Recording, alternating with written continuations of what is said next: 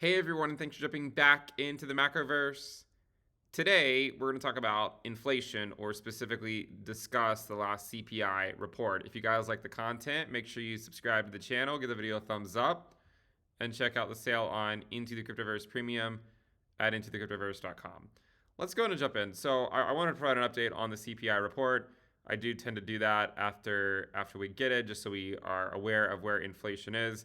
The reason why we track it is because there are previous examples where we had multiple waves of inflation. There's also previous examples where we ended up going into deflation if the Fed went too high for too long. And so really the question that I think a lot of people are asking themselves this year with regards to inflation is, has the Fed done enough to get inflation back to the 2% objective? If they haven't done enough, then they run the risk of pivoting too early and going back to looser monetary policy too early, and then we run the risk of a second wave of inflation. The other side of the story, though, is what if the neutral rate is far below the current Fed funds rate? And if that is the case, supposing, the neutral rate is it's a theoretical concept, right? But suppose the neutral rate is far below the current Fed funds rate, then even dropping interest rates by 50 basis points might not be enough. And rather than a second wave of inflation, you end up worrying about deflation. So those are the two things, to consider, and we've been talking about them for quite some time.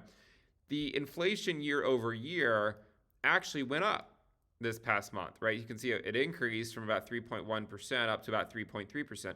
So it actually went up this last month, which is not really great news for the Federal Reserve, right? Of course, the Federal Reserve would prefer for this to get, closer back to their target. So seeing it go back up to 3.3% is obviously not ideal. My interpretation of that data point is that it's insignificant. And I would also argue that the bond market agrees, because while headline CPI did come in hotter than expected, the bond market has not seemed to care as the long end of the yield curve continues to drop. So I think that if it were a significant data point, I would suspect that yields would not have reacted like this. Look at the 2-year yield this past week. I mean, it dropped 5%. It was at 4.391, and then it now is down to 4.148. So if I were looking at the chart, only at the 2-year chart, I would not necessarily assume that inflation came in hot this past week. This looks more so like investors are more concerned about how much damage the Fed has done rather than being too concerned about whether they've done enough. That's my interpretation of what's going on. Now, this is the 2-year. You could also go look at, say, like the 10-year. You can see that it dropped this week as well. Now, of course, on a single week, who knows, right? Maybe next week is when the yield curve reacts to it in the opposite manner. But I still am of the opinion that it's an insignificant data point and that we likely will continue to go back down. Now, we could look at the monthly change. I mean, you can see it's actually been quite noisy recently. We could look at the 3-month moving average, see that we were dropping pretty consistently, and we're still technically dropping if you look at a 3-month SMA. But rather than just say, hey, I think it's going to keep dropping, right? And if you look at a 3-month moving average of inflation, you can see that it has continued to slowly drop. And we know, we talked before about getting that last percent to go from 3% to 2% is going to be the hardest percent to get.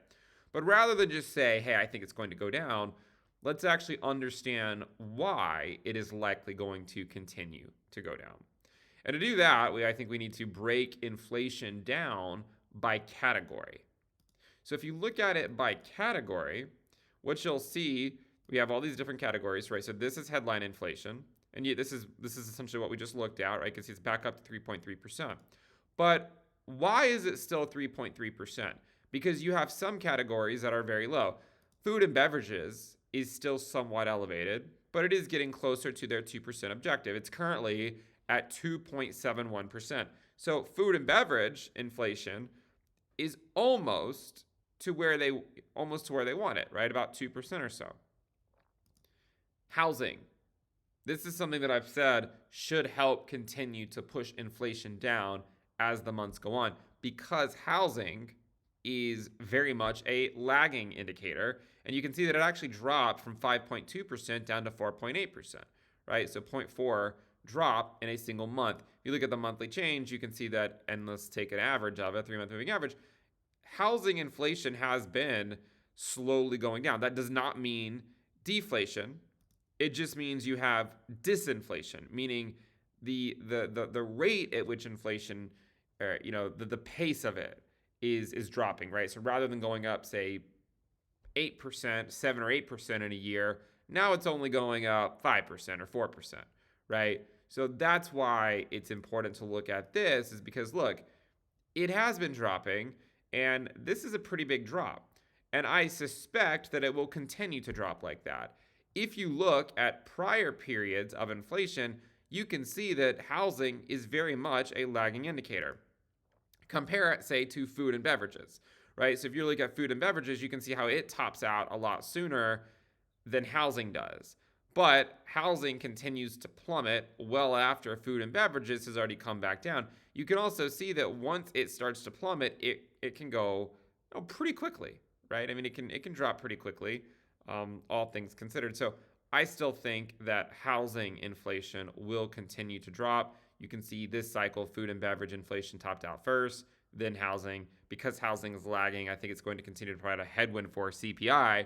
Therefore, I think inflation is still likely going to go down. So that's housing. We also have apparel, still down at 1%, right? So basically where it was last month. So that still looks fine. You also have transportation, which has it's back to about 2.63%, but it's been basically hanging out, at fairly low levels since March of 2023. So that hasn't really been that concerning. Medical care was deflationary. Now it's back to being pretty low inflationary, 0.445%. You have recreation. This is one that is still somewhat elevated compared to some of the other ones that are basically near zero, but it still has been coming down, right? I mean, like a few months ago, it was at almost 4%. Now it's down to 2.71%. Applying a moving average to it, 3-month moving average, you can see that it's just been steadily going down, right? So the 3-month estimate of this in April 2023 was about 5%. Today, it's about 2.8%. So it continues to drop. Education and communication is currently deflationary. Other goods and services is one of the ones, like housing, that continues to stay relatively elevated, currently at 5.5%. Now, if you look at this one, you can see that it has a history of being stubborn, and then when it drops like a rock, right? Like look over here in 2009, you can see that it was still high, and then it just cratered, right? It just cratered and dropped fairly quickly. And then you can go look at over here during the dot-com era, November 99, it was still relatively elevated at around 9.3%. And then in 1 month, it dropped all the way down to 5%. And then the month later, it dropped down to 3.64%. So this is one of those ones that, like, it can basically do nothing for a long time and then just fall off a cliff, right? Here's another example of, it being at 12% back in the early 80s, and then going in 1 month down to 10.5%, and then a month later, 9.5%, then 8.9%, then 8%, then 7%, and then getting into the sixes. So it can drop quickly once the drop begins. Here's one more example. 10.5%, 9%. Maybe that was one we just looked at. But I mean, you get the idea, right? I mean, a lot of these, some of these, once they start to drop, they can drop relatively quickly. So when you look at all of them combined, right, if you just look at headline inflation, it has leveled out here some.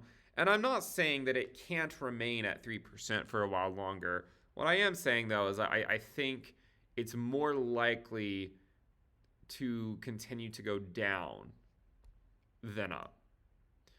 Looking at a 3-month estimate, kind of looks like it just popped up a little bit, and then it's starting to roll back over and head back down. And remember, the Fed has not even lowered interest rates yet, right? They haven't even lowered rates yet. And so that's another reason why I suspect it will continue to go down. But in terms of understanding how this actually affects the CPI number, we should note that each of these categories have different contributions. Okay, so they're not all weighted the same necessarily. And one way that we can visualize that is by seeing over here that a lot of the categories that made up a large portion of the CPI number now basically are pretty flat and not making a big move. The largest contributions are coming from housing and food and beverages, right? You can see the percentages here on this little table. So food and beverages is making up about 0.389 of the 3.3. And then the housing is making up over 2.14 of the 0.33. Of the 3.3. So you can see the way it's weighted, housing is making up a very large percentage of it. And if we think that housing inflation is going to continue to drop because it's a lagging indicator, then it would suggest to me that headline inflation is likely going to continue to drop. The other category that is contributing the most is food and beverages, and that's still at 0.4, which is a considerable amount for that single category. But again, if you look at food and beverages, it has been going down, right? Like it has been steadily decreasing, and I would expect this trend to continue. Now, one thing about this trend, though, is that while it has been going down, the rate at which it goes down has been slowing, right? So like it was going down pretty quickly, about 0.1, a little over 0.1% a month. Now that rate is down to about 0.0357% this past month. So the rate at which this one's been going down has been slowly, it hasn't been going down as quickly as it previously was. Further evidence to suggest that inflation will likely continue to drop, at least in the short term. And by the way, one thing to consider is that you could have both outcomes, right? You could have a period where inflation continues to go down to 2%, and then the Fed pivots too soon, and then we get another round of inflation, right? They don't have to be like one. It doesn't have to be like mutually exclusive. It doesn't mean that you have to get one and you won't get the other. You could have inflation go into deflation. You could have it go deflationary, and then still see the Fed pivot too soon, print too much money, and then go back into another wave of inflation. So you could always have both outcomes, right? I mean, you could still always have both outcomes. But one of the reasons why I think it really does still suggest that their inflation could easily continue to fall, if you were to look at, I wanted to look at which one was it? Wasn't this one? Was it this one? I mean, so this is the core PCE, but we'll be getting another data point there soon. So that one is arguably what the Fed cares more about. It has been dropping, right? It has been dropping. There's also the PPI, all commodities inflation year over year. So this one is at what, -3, -3.22.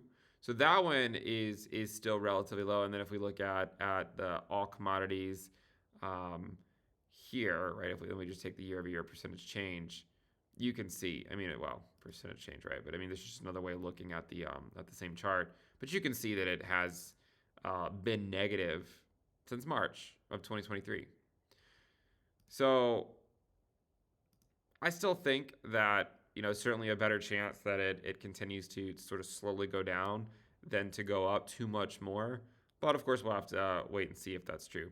But that basically covers, I believe, the inflation report this week that I wanted to at least talk about. I think there was one more chart that maybe not. Here's the there's the core PCE. Here's the PCE price index inflation year over year, and you can see that one's also falling, right? It's back down to 2.64%. So some of them have been going down. There's also the core inflation year over year. So this one still dropped, but not a ton. I mean, it is still at 3.9%. So we'd like to see more progress made on core inflation. On this level, it certainly could get sticky in this area. I mean, you can see that it actually spent a lot of time around this area back in mid 2021. So we'll continue to keep an eye on that as well. Anyways, that's the recent report on inflation. If you guys enjoy the content, again, make sure you subscribe, give the video a thumbs up, and I'll see you guys next time. Bye.